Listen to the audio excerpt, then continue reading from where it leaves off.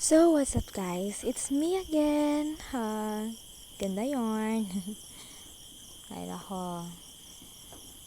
At tinignan ko yung pinsan ko na nagdodraw siya ng assignment nila. Kasi ipapasa daw bukas yan. Ganda pa naman. Eme.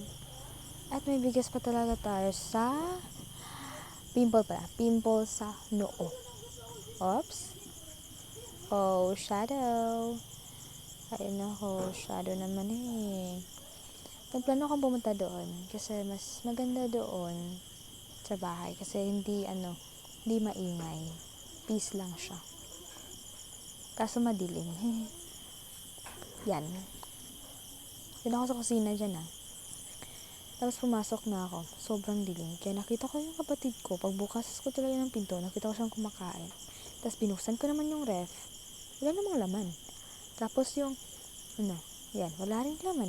Picture lang. Pitchel. So, dyan naman tatapos ako yung vlog. So, thank you for watching. Bye. Hehe.